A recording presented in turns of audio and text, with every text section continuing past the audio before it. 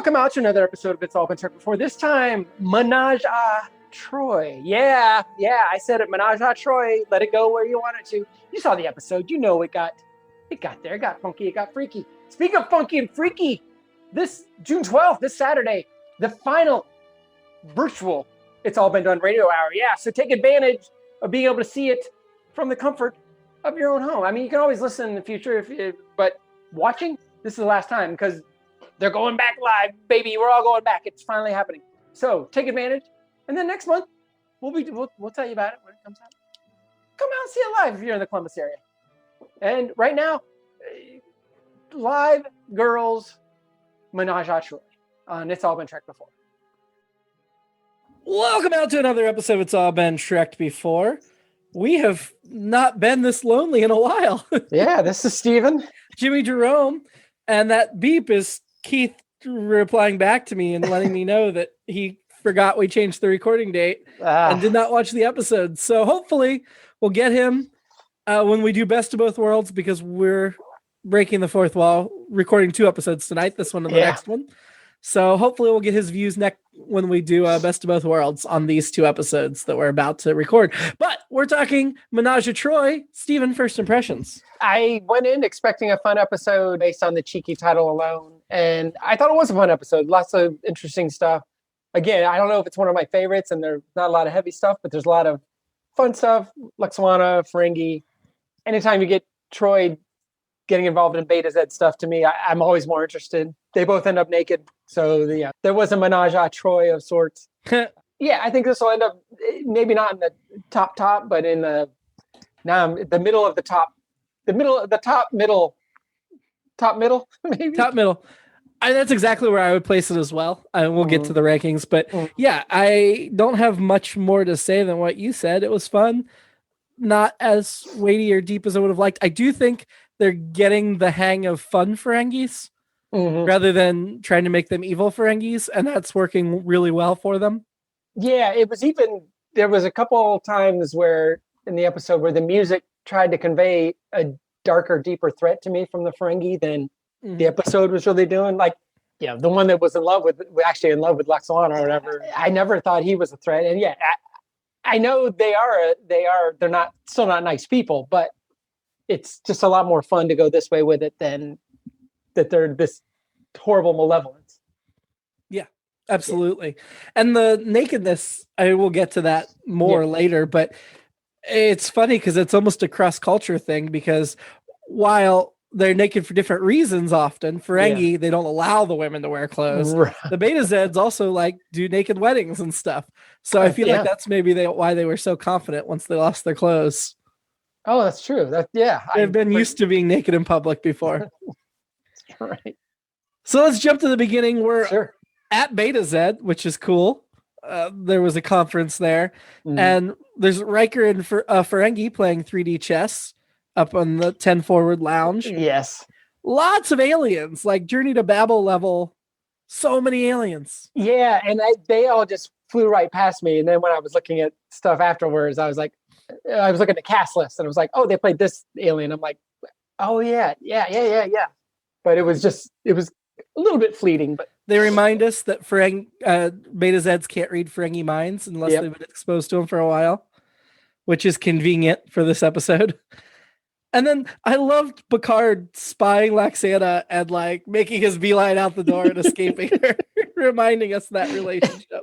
And doing a very poor job of coming up with an excuse for what to show the Beta Z ambassador. Oh yeah, we need to show him this new elevator thing. The way the door's open. The way the door's open. Yeah. I have a question. Why would it be impolite for the Troys to speak telepathically? I mean, if there's a third person there, I get it. Yeah. Then you're being rude. But if it's just the 2 of them, why not? I mean, there were a lot of other people around. That's what I'm assuming. I guess was. Even if they weren't in a conversation with them. Yeah. I think that's what it was. I mean, if you're in a crowd, it would kind of make you unapproachable if you're just sitting there staring at each other. Yeah, that's true. I guess I can see that. Troi immediately reverts to being a child every time she's around Lwaxana, doesn't she? Mm-hmm. Yeah. It's not just Lwaxana. She acts a bit like a brat. Yeah, and she takes umbrage to her calling her little one, which that's what I call Chloe, my cat. So at first I was like, what's wrong with that name? And I was like, wait a minute. I guess if someone was referring to me like the cat all the time. Yeah. It's a Even bit if they demeaning love for a cats. full-grown adult. Yeah. And so I was like, yeah, you know what? I'm going to give her that. But Yeah. you're right. She does. And I, I guess some people do that, whether it's in a, people are home for the holidays or whatever around their family and it's their parents. I think some people tend to not revert all the way back, obviously, but tend to be more like, okay, I'm the daughter here. I'm not this person I am in my day-to-day life. I'm back to being the second oldest kid or whatever. So yeah, I thought that the same. Did you like the music that was going on in the opening scene? it reminded me of like a Jamaican kettle drum. Not kettle drum. I agree. Is it kettle drum? Not kettle. Yeah. Is it? Yeah, I think okay, so. yeah. Steel drum. That's what I thought. Steel drum. Yes. That's what I thought. Yeah. That's what it made me think of. And so I didn't think it was that annoying. It was weird, but I didn't think it was annoying. And now I get why it was pointed out how annoying it was, the Ferengi. So that it would, I didn't even see it coming as a callback later in the episode. Yeah. But no, me neither, but I thought that was a clever way to introduce something they could call back later. Yeah, I thought so too. The next thing we get is Wesley. They're already talking about he's totally in after his oral exam. Like the oral exam is a formality. He is into Starfleet Academy now. I can't remember when Wesley left the show. So to me, I thought this was him leaving the show. I wasn't sure either. So I thought, oh, maybe this is it. Right. It's not, obviously. Right. But it almost felt like this. I mean, they didn't dwell on the Academy entrance stuff. It was just already done and he's accepted. Yeah. Except he wasn't accepted, I guess. So, yeah, he does leave in season 4, but I don't know if it's beginning, middle, end of the season. So it'll be next season. But yeah, for a minute, I was like, okay, this is his departure. Yeah. We go down on Beta Z, and Riker and Troi on vacation are holding hands, which I think confirms what I said. They've been hooking up. Yeah, I wrote down, do good friends hold hands? And and I thought that through. I have had friends in the past who, if we hung out, there was a good possibility we would end up holding hands, even though we weren't dating necessarily, but we were good enough friends that stuff would happen or could happen, or maybe even just hold hands, that kind of thing. So, I mean, they were definitely heading for a vacation hookup. I feel like that's indisputable. Oh yeah, that's absolute. I really enjoyed that we were first introduced to Loxana and Mr. Hom in that scene in the background. You see them go past? I did. I'm like, who are these people? And I was like, wait a minute. Yeah. The only complaint I have about that is Mr. Hom is barely in this episode. But he gets that really great scene with the berries after they get beamed away. When he comes back, it's so great. And the music, again, seemed, I shouldn't say it wasn't a terrible stinger, but it was just kind of like, this guy's showing us something comedic. To me, it was comedic. Yeah. And I guess the whole episode, in that way, the stakes, the episode wasn't really about, are we ever going to rescue these guys? And again, obviously, most of the time, our heroes are going to make it through, but it was more about the journey, I guess, and it usually is. But that didn't bother me. I know in some episodes, it's like, there's no urgency. There's no stakes here. There was a decent amount of urgency, but it was like, this is going to be a lot of fun. We're going to find out some stuff about, again, Ferengis and Betazoids. But yeah, Hom coming back, his reaction was priceless. I thought it was great. I laughed heartily at that. If you're only going to use him that tiny amount, at least they used it well. Yeah. I think this is a good time to get into fashion. Fashion. Yeah. There's so many notes here. I just to go back to on the ship. Yeah. Magel still rocking the cleavage. Magel, I should say. So Magel's dress with the cleavage that she's wearing in Temp 4 at the beginning, that is the outfit her action figure is wearing. I made a note because I have that action figure. Yeah, I thought that was kind of odd because she only wears it for that one scene. That's what they chose to release her at. Yeah, and yet it feels very Loxana. It makes an impression. Yeah, I was like, at first I was like, okay, well that makes sense for her character. Blah blah blah. And I was just like, all right, you know what? You're looking really good there. Good for you. She looks great. Yeah. I liked her second outfit as well. I thought she dressed consistently anyway. Deanna and Riker are down on the planet. Whatever she's wearing, I don't get it. I don't understand it, but she still makes it look good on the planet. Marina Sirtis makes everything look good. Especially, I dug both of their vacation clothes. I liked Riker's outfit as well. I did too. It looked, as you said earlier, it was a vacation. It was a good vacation they were about to have. And then later, after Loxana and Deanna are both naked, they put on essentially those green garbage bags. Blankets. Yeah. And even that, Marina Sirtis made look good. That's why I just wrote everything in capital letters. She makes everything look good. So yeah, that nude beaming scene, I know it's sexist and bad and everything, but man, it was fun. It was just fun little thing. I think I just started thinking about some of the history of sci-fi or whatever. Just we've talked about it. Scantily clad women are part of, especially the early part, for better or worse, because there was a bunch of us kids that, not kids, but nerds that didn't get to see girls like that kind of stuff. But this is kind of I felt like this episode was kind of that whole part of it was kind of a throwback to that kind of thing without going all the way back to where it's like if you've seen Heavy Metal, the movie, it's just a bunch of beautiful blonde, big breasted women that are almost naked, but they're saving the galaxy, kind of like Barbarella. This is closer to Barbarella, where it's sexy, but the women are kind of in charge, but it's a lot more fun. I think that was part of it, is even though they were captors, they never felt submissive. Yeah. And I think that's part of why it worked. If they had played that scene differently, where they're fully humiliated and it's a really, really bad experience for them, a traumatizing experience, we would not be laughing at it. No, then I think, an episode that did that, it's a different, it's like the episode where Crusher got kidnapped by the group, the lack of a better term, the terrorist group. Yeah. And we had our Stockholm Syndrome misgivings about that. But this is different. Yeah, like I said, I think we always felt like Loxana was in control of that relationship, obviously. Yes. And Loxana's never not in control of whatever's going on, no matter what happens to her. And I think this episode proves that. And I guess, I don't know if they mentioned here or if it was just from reading Imzadi that I was like, oh, these guys aren't bothered by being naked. This is the fact that they're with these Ferengi might be an issue, but the fact they're naked, not a problem for these guys. Right. I mean, I think they'd rather the Ferengi not see them naked, but in terms of being embarrassed of their bodies, I don't think that's a problem. No, or even being naked together, because obviously it's happened before. So it was, I think most people being naked around their naked parent would be like, I can't even, but this is. I kind of think they missed one opportunity though, with the naked in the blanket and everything, that I guess I'll make this my alternate episode, is when they beam Troi back to the cell and leave Loxana, the blanket should not have beamed with her again. And then Riker sees her beaming naked, and that would have been a great scene. Yeah. I mean, we didn't really get to see Riker's reaction to the dresses just falling to the floor either.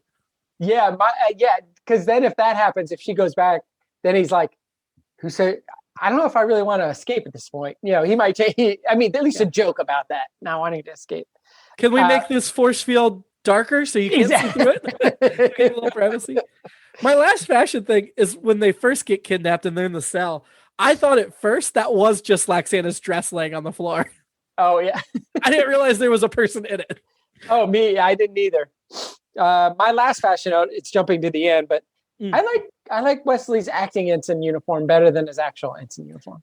So I guess I did have a note about that. Yeah, Wes's new uniform is just the same as everybody else's. Yeah. Which, I mean, quite honestly, after 3 years, he deserves a real uniform. Yeah. So while the acting uniform is great and it makes him stand out, I definitely felt like he'd earned it at this point. The only thing about that is, if Picard could just give him a field promotion to full ensign, and this is getting ahead of us, but why is he even going to bother with the Academy now? Isn't he already like fully commissioned and on track? I had the same thought. I mean, I guess it's that there's that argument about sport with, guys like LeBron James, like always going to miss out on college, which for some of us, I think it is there's definitely, ideally your college experience is fun and you do all the things that you're supposed to do when you're in college.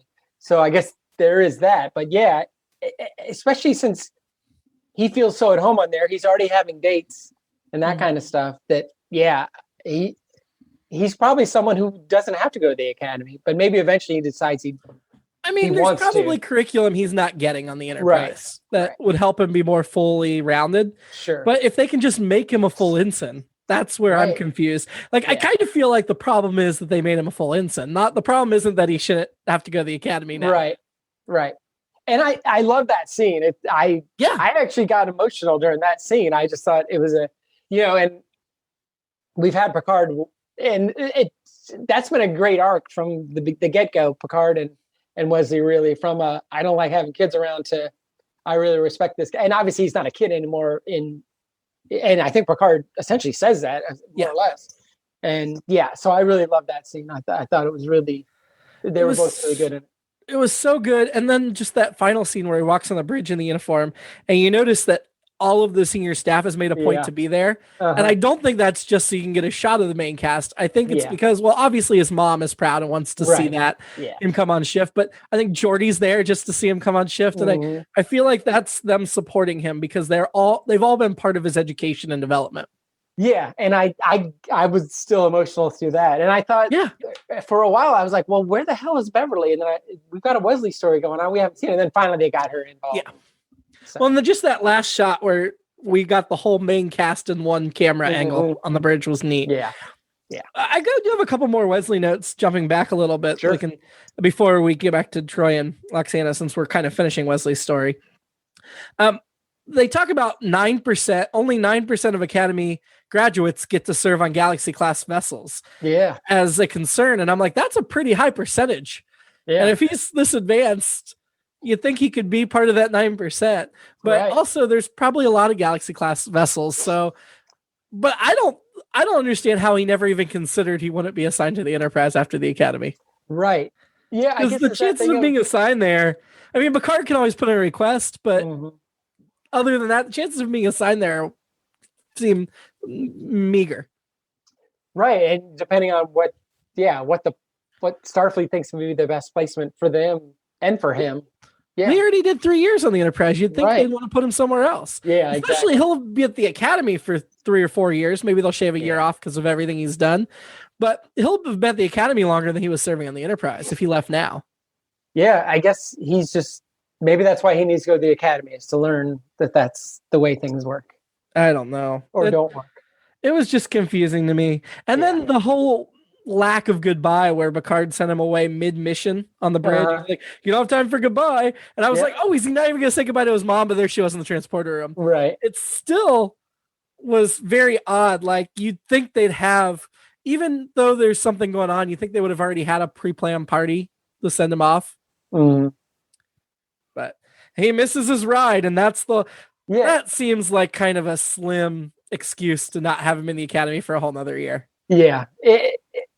It doesn't seem like this should have snuck up on them, but I guess, the episode going back to Picard and his dad, the episode, I think that was the same episode where he was Riker was going to take over the other ship and then change his mind at the last minute. But I mean, this was just an oral exam. Couldn't he do it over the comms? Yeah. Why does he have to be present? Right. I don't know. And then having to make him wait a whole nother year. Again, given all his experience in the Enterprise, if his test scores were that good, I don't understand why they don't just... And I got in this later with the Ferengi, and it made me think of Starfleet too, because I know it's a mishmash of thinking of Starfleet as a military operation, because they are, but they aren't. I mean, the chains of command and stuff kind of work like military would work, but they're not a military operation. But they are. Exploration is their number one goal, but they do have peacekeeping duties as well. Yeah, and then I thought about the Ferengi. I never thought of them as being military. Obviously, they have military capabilities, but I just thought they were just like, they're not scavengers. They're guys who are out for money or whatever. Businessmen. Yeah. Does that make them military? Because just all their talk about. I mean, the first couple of times we saw them, I thought they played it very military. And it wasn't until later that they leaned into the profit being their motivating factor. Yeah. So I guess we move away from that slowly, but I still felt like this time it was like, because I felt like they operate. Yeah. I feel like they operate without worrying about that stuff. Damon Tag. Oh, you're talking about the main Ferengi who kidnapped them was Damon Tog. Tog, yeah. He says, and this echoes Sarek, or not really echoes him, but goes back to just one of those female things. Every female has her place, but then Luxana calls him little man, which I enjoyed. I took umbrage as a short person, but I also thought it was applicable here. It was applicable here not only because Majel Barrett's was a very tall woman, but just in the sense of putting him in his place. So I enjoyed that.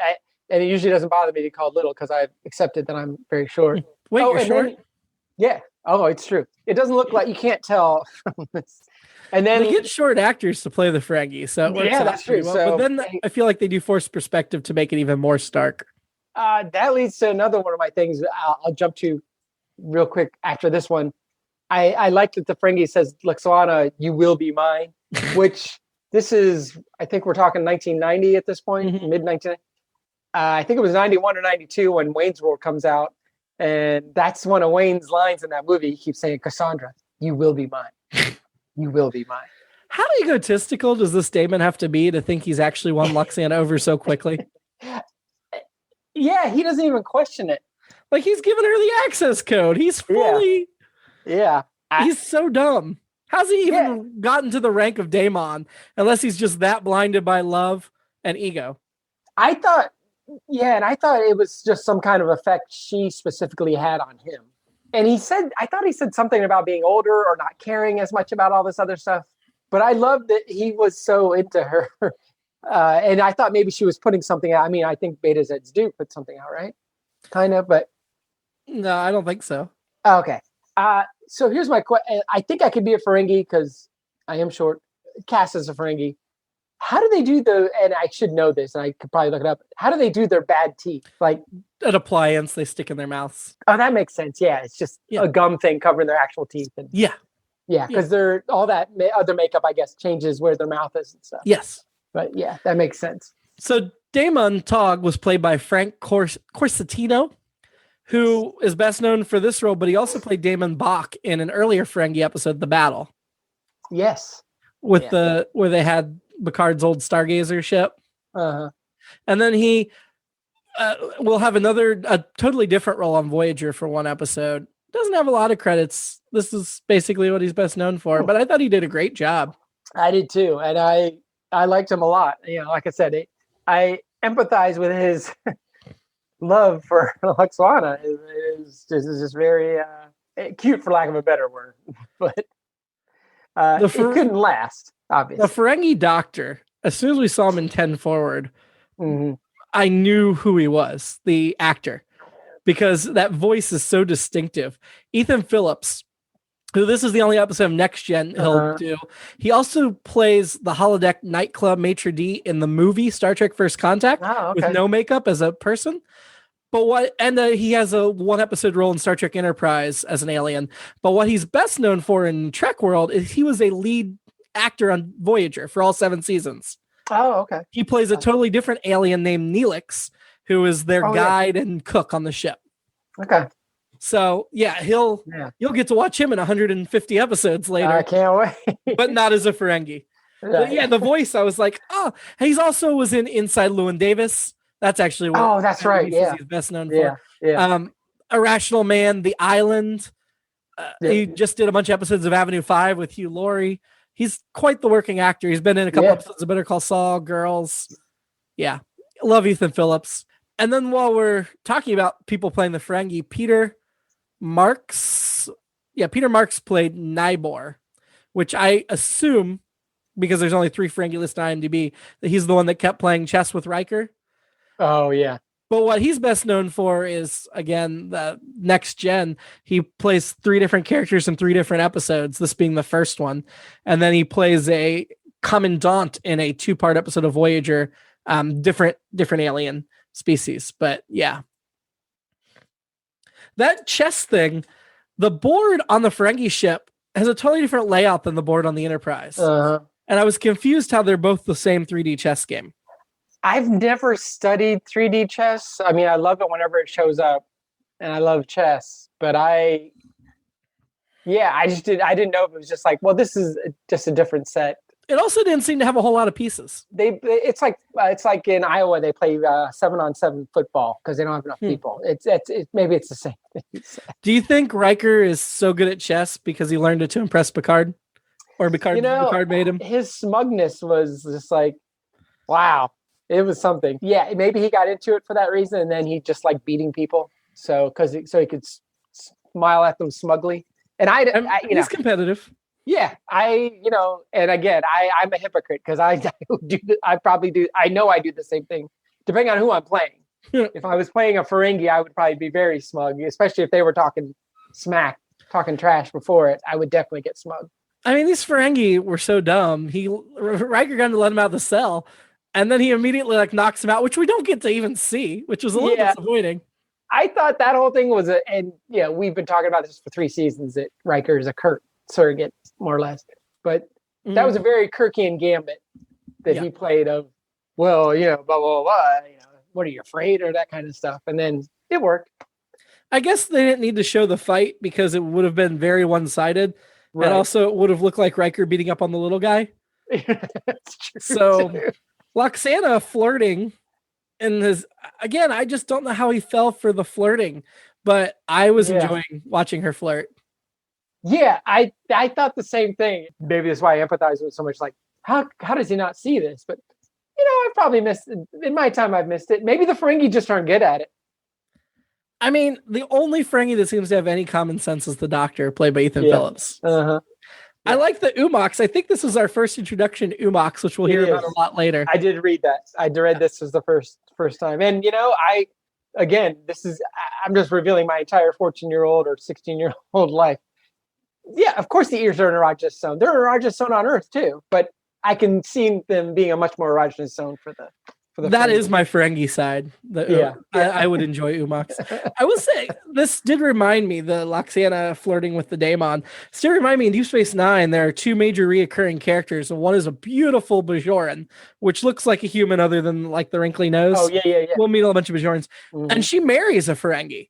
And they're major reoccurring characters. So it's not like you can't be attracted to the right Ferengi. Yeah, and I thought about Ferengi. That when she went to kiss him. I thought, oh, that look on her face, and this is terrible. And then I was like, I bet eventually she might get into it or whatever. I mean, I didn't mean that for her necessarily in a captive way. Just I thought it might be a thing of I actually kind of like this guy, which I thought that's where she was going. But he did seem relatively nice after he stopped being so mean. Yeah. It's kind of a funny thing, but also where are we going here? When he has the bed come out of the wall. Mm-hmm.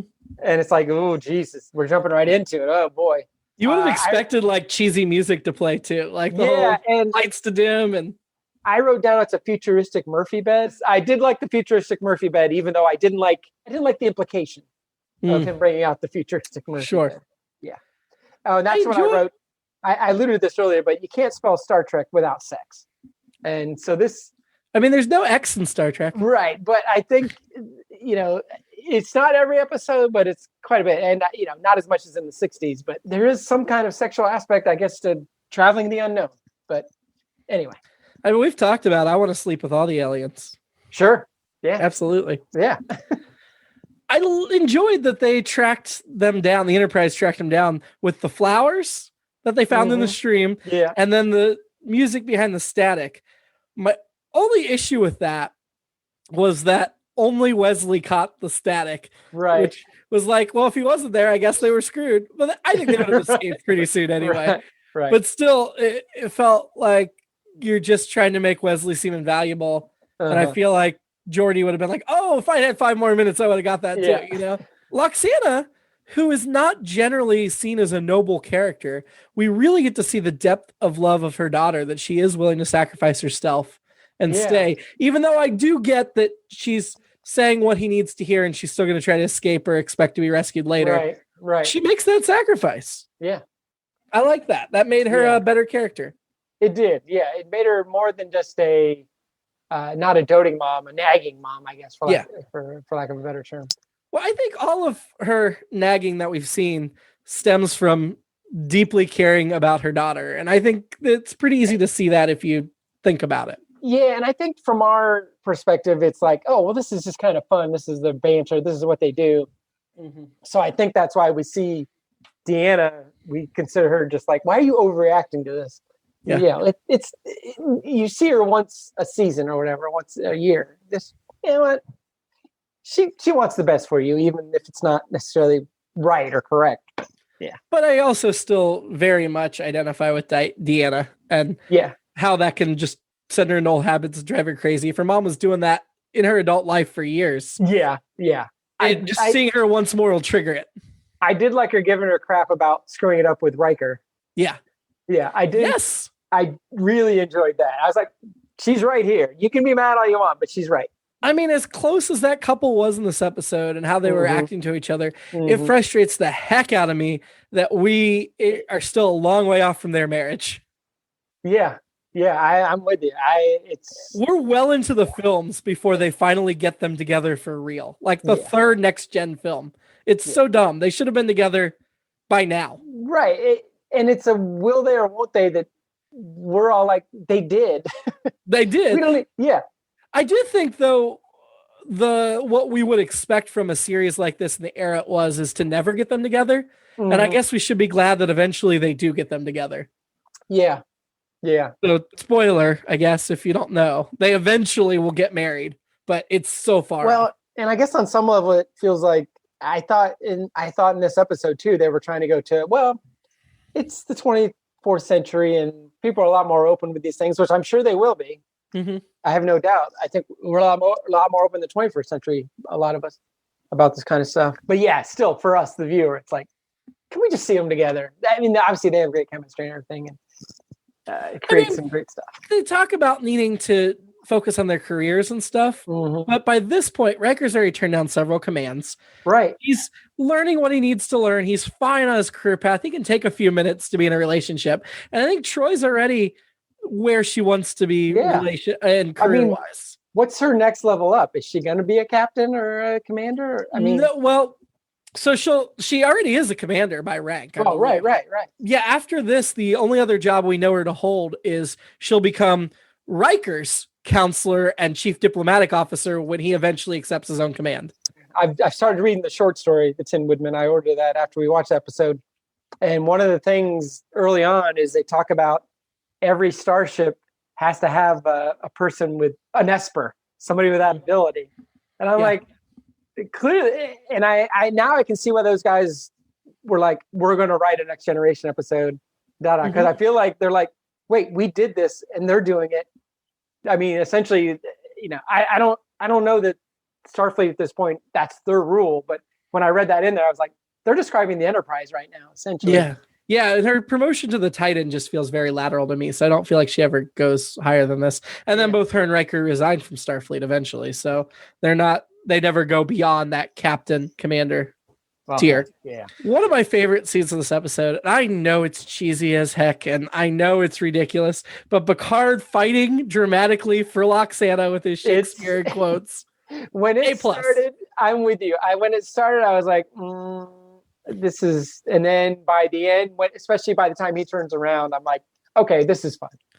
Well, Deanna and Riker are amused from the beginning, which I think helps encourage us to be amused. But when he turns around and he smiles like he's enjoying himself, then you're like, okay. But I feel like he got a little too caught up in it because soon enough she's on his lap and he kind of probably regrets going quite so hard. Right. And I think that ends up making, it made it really work. And that's another part where it's like, Damon, how are you not getting that this is not? But whatever. Worf had a great reaction during that scene too. Just his face through the whole thing. Yeah. And I guess maybe the Ferengi are just slow on the pickup. Maybe that's their blind spot.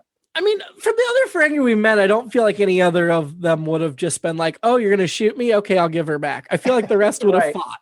Right. Yeah. That was it. It was another weird, like, we're going to force Patrick Stewart to do this stuff, but it was still fun. By the end, I didn't care. It was still a lot of fun. So I had and I think it might be during that where I think there's another Picard meme moment, for lack of a better term. We talked about the one a couple weeks ago. We saw the one where he's got his face in his hands. Mm-hmm. This one's one where he's got his hand out, and lots of times the meme is, why would you do this when you can do that or whatever? And I think that was from this episode. Might be. And jumping back real quick, when they do the oral scan of Oksana, it made me think of like the Mind Sifter, which me too. Mind Sifter, which we've talked about, and I feel like, and maybe they do have this ability, and this was just a powerful machine. I feel like the Beta Zeds would be better at keeping people in different, not being able to get to certain parts of them, just because that's where they live. And maybe she was, and maybe it's just another instance of her acting or whatever that, oh, this is much worse than it is. But I was convinced. So, I mean, I'm glad they saved her, but yeah, I mean, even if she can resist, I feel like it would still be painful for her. So that's true. Because he even said you may not survive it. That's still putting forth some effort, even if you have defenses and ways. She is one of the most formidable Beta Zeds, I believe we're told multiple times, her abilities and powers. Which just makes me think of every time she recites her titles. Yes. And I know I'm familiar with them from reading Imzadi, but it just cracks me up every time. I guess it's just like, we watched The Crown recently, so whenever they say, "Oh, those titles, the Prince of Wales," and they kind of give some of the background of why he's the Prince of Wales, but it's still like, I feel like you're just making that up. Every time she says it, though, I still think to that thing in Imazadi where you find out the sacred chalice or the rings of Beta that were just in a box in the back of her closet. Right. Like, there's the public persona, and then there's who she truly is. Yeah. And however you slice it, Loxana is a complicated character. You can't just pin down into the stereotypes. Yeah. Yeah. I agree. Yeah. And she's a lot of fun. It's my favorite part Majel played. And that's, I mean, number one, I thought was sexier. I had the thing for number one, but I like Loxana better because she had more of a chance to be developed. Maybe I'll change my mind when Rebecca Romaine plays number one next year. But yeah, and Nurse Chapel, I was always kind of on Nurse Chapel. I like seeing her, but it wasn't. Yeah, I think I agree with you because I think I feel the same way. Like, we see more of Loxana, we see more development and different facets. Whereas Nurse Chapel, I mean, she was loving Spock and all that stuff, and she was a great person to have around, and she's a beautiful tall blonde, but until the movies, then she turned brunette. Right. And What Are Little Girls Made Of? You're like, okay, this is a cool character. And then we don't really get much more other than Spock not liking her plomeek soup. Well, we get that, and we get Naked Time where she's like, I love you. And then we get Amok Time, and then we don't really get much for her. And then, number one, we only got one episode. We never got enough time with number one. I'm very much looking forward to the new number one series. I'm very curious about that. Yeah. Directed by Robert Legato, directed this episode. He's mostly a visual effects guy. He did visual effects on Titanic, Apollo 13, Hugo, the new Jungle Book, new Lion King. And he was a visual effects supervisor for Next Gen. So that was, they let one of their visual effects guys direct. And he actually will direct the second episode Next Gen and an episode DS9 as well. Okay. But very few non-Trek directing credits. All right. The episode was written by Fred Bronson and Susan Sackett. Fred Bronson actually wrote the Counterclock Incident for the animated series. Oh, wow. And then he'll write a second episode of Next Gen as well. He mostly writes award shows. 32nd Annual American Music Awards, 2005 American Music Awards, Tsunami 8, A Concert of Hope. That's what most of his writing credits are. Wow. Susan Sackett is credited as additional crew on the motion picture, Star Trek 4, Star Trek 5, and she was a production associate on Next Gen. She was Mr. Roddenberry's assistant for those films. So she co-wrote the story with that guy, and she was uncredited as an Enterprise crew member as an actor in the motion picture, as well as uncredited science division ensign in the Next Gen episode, The Neutral Zone. And she will also write a second episode of Next Gen. Right. I liked their writing duo. I would be happy to watch another one. Absolutely. The only other actor we didn't talk about guest star was Rudolph Willrich, who played the Beta Zed that we talked to. He's got a handful of credits. Best known for 9.5 Weeks, the movie. Oh, wow. Just playing Chinatown Shopper. Okay. So he also did one episode of DS9 and 1 episode of Enterprise as different characters. Okay. So just kind of one of those working actors, has a lot of guest spots. My alternate episode is Imzadi 2. The alternate episode is those guys stay on the planet and we just see whatever they get into and up to. There is an Imzadi 2, but it's about Worf, not right. And I thought so when I wrote it. I'm like, I think Jimmy's already told us there's an Imzadi 2, but so it's fine. Imzadi 3. Sure. Maybe it's what Imzadi 2 should have been. There you go. Instead of what it was. Yeah. Scale of 1 to 10, how annoying was Wesley? I gave him a 2. I almost went a little higher. I liked him most of the episode. There's the part where he's there with Riker. He's like, "Oh, you did the Queen's Gambit, blah blah blah blah blah," and I was like, "You're getting a point for that." So I gave him a 2. It still wasn't that terrible.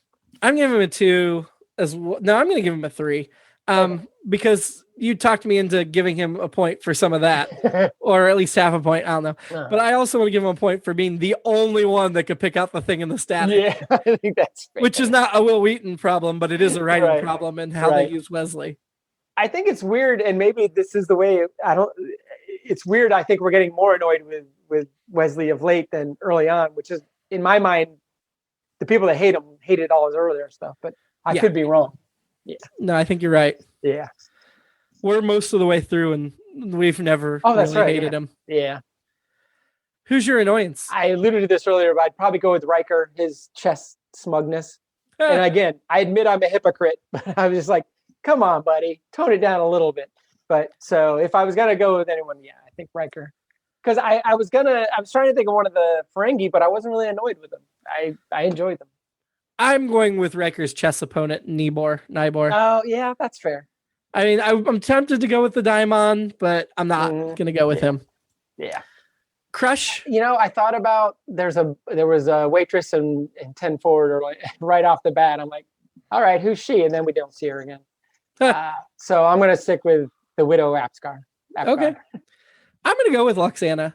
All right, I don't think I did before, but I felt like she was particularly good in this. No, I did go with her back in season 1. Okay. I did not in season 2, but she was particularly good in this episode. And I just wanted to spend more time with her. I completely agree. I totally get that. Ranking the episode, let Keith rank first. Well, that's not going to work. Let's go with last week, which had another big guest star, Sarek. Better, worse than Sarek? I probably, and this is one of those things we talk about all the time, I had more fun with this episode. Yeah. I don't know if it's better, but not even recency bias. I'm inclined to go above, but I honestly was going to go below because I agree this is more fun, but I thought Sarek, Mark Leonard, I just really, really liked Mark Leonard and Sarek. But Loxana, Majel did really, really good as Majel as well. So as Loxana, so I could be persuaded. Like I'm on the fence on whether it should go up or down. Yeah. So I could go up, but I think it's very close. I think I would let Sarek edge it out, but barely. Yeah. I would definitely put it above the Offspring, which is the one below Sarek, Data's daughter. Yes. Yeah. Above Sarek is The Price, another Ferengi episode. Oh yeah, and that one makes me think. That's the one I had in mind as I watched. I think I like The Price better. I enjoy The Price more. Good. Let's put it there then, because that feels pretty right. Above Sarek, but below The Price, which makes it number 6 for the season at the moment. Wow. I told Keith we'd give him a few minutes to talk about the 2 episodes he missed here at the beginning. So Keith, if you want to talk about Menage or Troi, what were your quick thoughts? I have I have too many.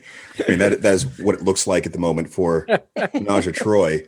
How do you even sum something like that up? I enjoyed it, I guess. Keith and Steven and I ranked it number 6 for the season, so we really enjoyed it. That's fair. My it's I don't know. It's not as fresh in my mind as it normally would be, and we're so obviously we're like at the end of the season, so it gets harder and harder to say that anything is. I mean, what we've been saying all season, it's been fairly strong across the board. So the variances are pretty minor anyway, as far as I'm concerned. But we loved it and we hated it. Number 6. Yeah. Yep. You had chatted us a few notes of things you thought of for Menage or Troi. I would say more than a few. Like I took twice as many for this that I did for either of the other episodes. Which is funny because I'm only giving you like 2 minutes to talk about it. So yeah, I'm scrolling back up for your notes. Yeah, you did. Cold open was fun, but a little awkward at first. That's true. Wesley explaining music to the Ferengi was anime like Neelix. I said the same thing as soon as I heard his voice. Well, back to the thing about explaining the music. I didn't.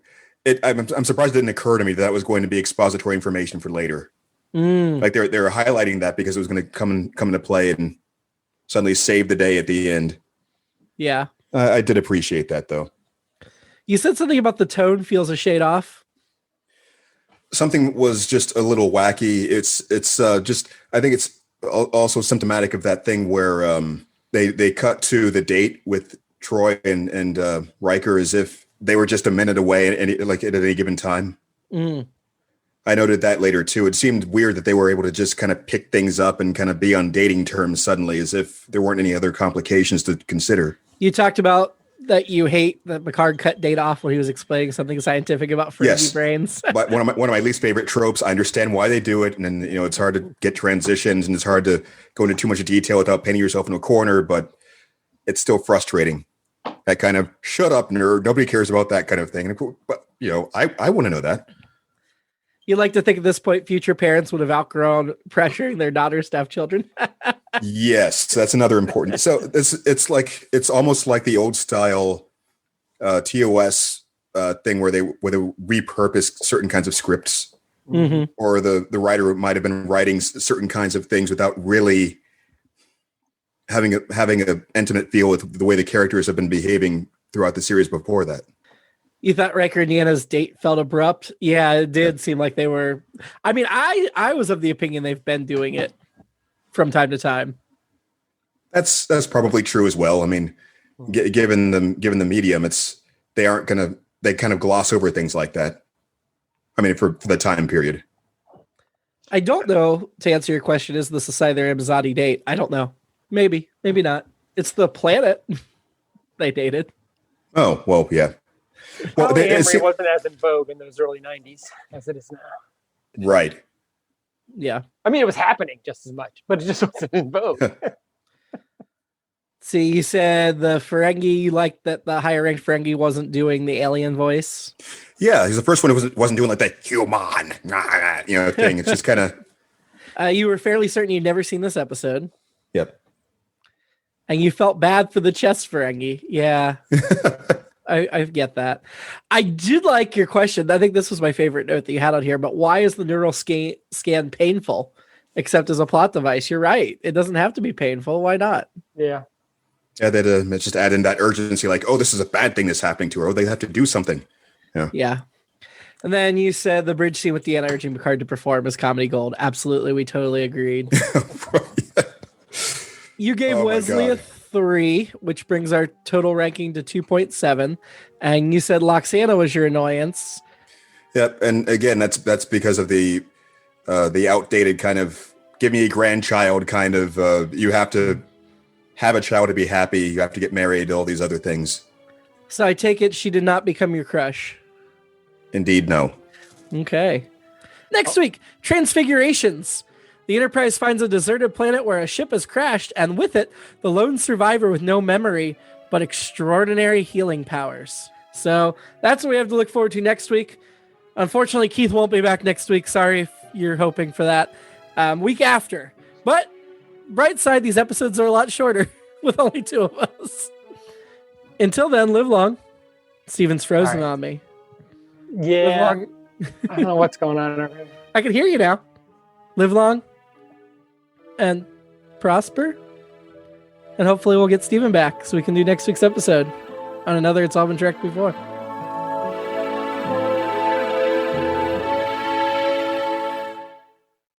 It's All Been Done presents Who's Got the Time?